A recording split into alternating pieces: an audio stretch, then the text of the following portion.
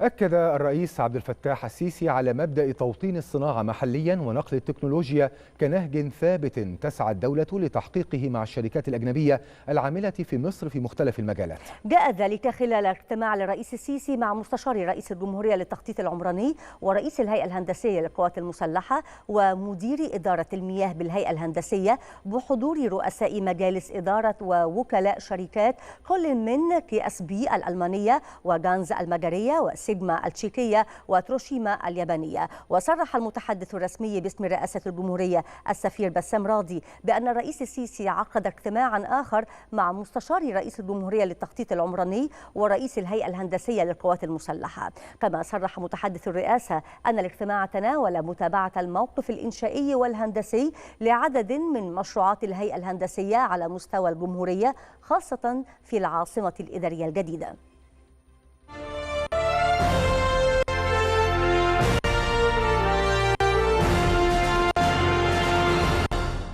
اجتمع السيد الرئيس عبد الفتاح السيسي مع اللواء أمير سيد أحمد مستشار رئيس الجمهورية للتخطيط العمراني واللواء أركان حرب إيهاب الفار رئيس الهيئة الهندسية للقوات المسلحة واللواء عصام جلال مدير إدارة المياه بالهيئة الهندسية، وذلك بحضور رؤساء مجالس إدارة ووكلاء شركات كل من KSB الألمانية وغانز المجرية وسيجما تشيكية وكذا شركة تروشيما اليابانية. المتحدث الرسمي باسم رئاسة الجمهورية صرح بأن الاجتماع تناول استعراض التجهيزات الخاصة برفع المياه للمحطات الناقلة لمياه الري من مصرف بحر البقر لزراعة واستصلاح الأراضي في شمال ووسط سيناء، وذلك بالتعاون مع كبرى الشركات العالمية المتخصصة ذات الخبرة العريقة والعاملة في مصر.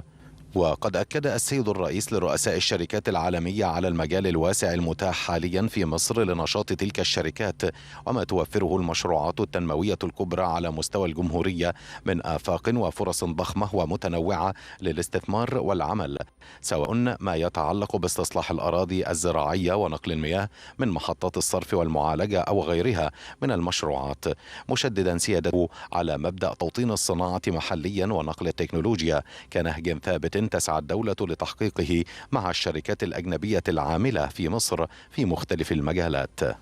كما اجتمع السيد الرئيس عبد الفتاح السيسي مع اللواء أمير سيد أحمد مستشار رئيس الجمهورية للتخطيط العمراني واللواء أركان حرب إيهاب الفار رئيس الهيئة الهندسية للقوات المسلحة.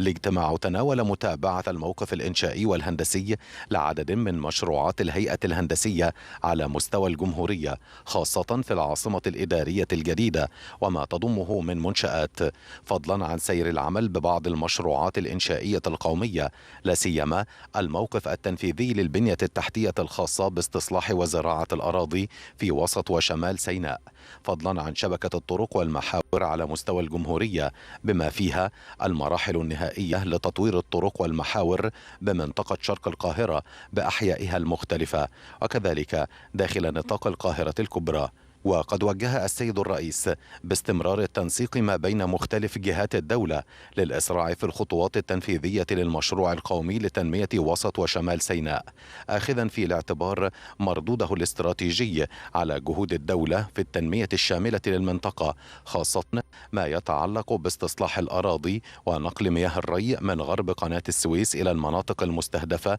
داخل سيناء، وإقامة كافة مكونات البنية الأساسية على أعلى مستوى على نحو يوفر جدارة الإنتاج الزراعي وإنشاء مجتمعات سكانية وعمرانية متكاملة الجوانب.